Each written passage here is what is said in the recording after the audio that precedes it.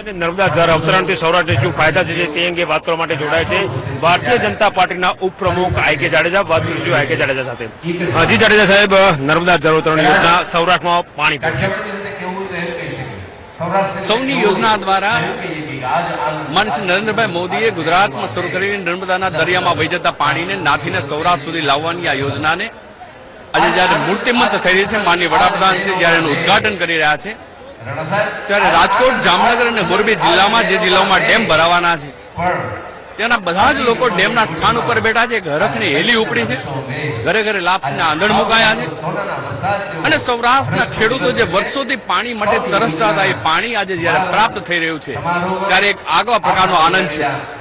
દેશના પૂર્વ વડાપ્રધાન માનનીય શ્રી અટલ બિહારી વાજપેયીએ નદીઓને જોડવાનું જે કામ કર્યું હતું અને જે વિચાર મૂક્યો હતો એ વિચારને મૂર્તિમંત કરવાનું કામ માનનીય શ્રી નરેન્દ્રભાઈ મોદીએ કર્યું છે. આજે નર્મદાની નદી સાથે સૌરાષ્ટ્રની અનેક નદીઓ જોડાઈ રહી છે ત્યારે એક આગવા પ્રકારનો હર્ષ અને આનંદ ગુજરાતના કૃષિઓને અને જે કૃષિ દ્વારા સમૃદ્ધિ પ્રાપ્ત થવાની છે અને એના પ્રત્યક્ષ અને પરોક્ષ લાભો સમગ્ર ગુજરાતને જે પ્રાપ્ત થવાના છે એ બધા જ ગુજરાતીઓને હોઈ શકે એ સ્વાભાવિક પ્રક્રિયા છે. વિપક્ષના કેટલાક આક્ષેપો છે કે જે કામ થવું જોઈએ એ સમયાંતરે થયું નહોતું અને આજે પાણી ત્યાં પહોંચાડવાની જે યોજના થઈ રહી છે ક્યાંક ને ક્યાંક નર્મદા કંટ્રોલ ઓથોરિટીનો પરમિશન લીધી નથી, એનઓસી લીધી નથી, એવો દાવો, એવો આક્ષેપ વિપક્ષ છે. કોંગ્રેસ સૌરાષ્ટ્રમાં નર્મદાના પાણી જોઈને બે બાકડી બની છે. એને ભય એ વાપી ગયો છે, મનમાં એ ભય અનુભવી રહ્યા છે કે એના પગ નીચેની ધરતી સરકી રહી છે.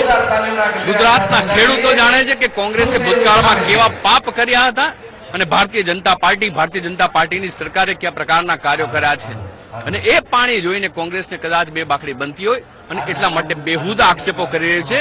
પરંતુ તથ્ય રહેશે અને લોકો જોઈ રહ્યા છે કે એ જ નર્મદાના પાણી જે સૌરાષ્ટ્રની કૃષિને સમૃદ્ધિ સાથે એક આગવા પ્રકારનું સ્થાન આપવાના છે. જાડેજા સાહેબ, એક સવાલ એ પણ થાય કે જે રીતે છેલ્લા ઘણા સમયથી ગુજરાતની રાજકીય પરિસ્થિતિ પ્રવર્તી રહી છે એ પ્રમાણે જયારે નરેન્દ્ર મોદી આજે ગુજરાતમાં છે ત્યારે એક શક્તિ પ્રદર્શન ભારતીય જનતા પાર્ટી દ્વારા થઈ રહ્યું છે, લાખ લોકો ભેગા કરીને.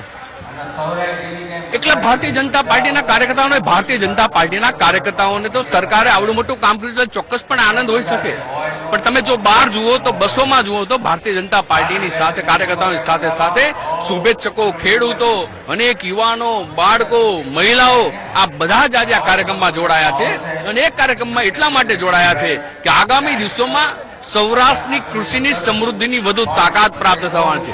દક્ષિણ ગુજરાતે કૃષિની સમૃદ્ધિ પ્રાપ્ત કરી હતી, ઉત્તર ગુજરાતમાં સુજલામ સુફલામ દ્વારા આ પ્રકારના કાર્યો થયા ત્યારે સૌરાષ્ટ્રમાં જે કૃષિની તાકાત પ્રાપ્ત થવાની છે અને એના દ્વારા ગુજરાત અને દેશની સમૃદ્ધિ જે વધવાની છે એના કારણે પ્રત્યેક લોકોને એક અલગ પ્રકારનો આનંદ, ઉત્સાહ અને હરખની હેલી છે. તો આ હતા આઈ.કે. જાડેજા કે જેમનું કહેવું છે કે જે પ્રકારે નર્મદાના પાણી સૌરાષ્ટ્રમાં પહોંચે છે એના થકી માત્ર ભારતીય જનતા પાર્ટીના કાર્યકરને નહીં પરંતુ સમાજના દરેક વર્ગને તેનો લાભ મળશે અને દરેક વર્ગ આજ ઉત્સુક છે. કેમેરામેન વિજય ભરવાડ સાથે ગૌરવ પટેલ, સંદેશ ન્યૂઝ, જામનગર.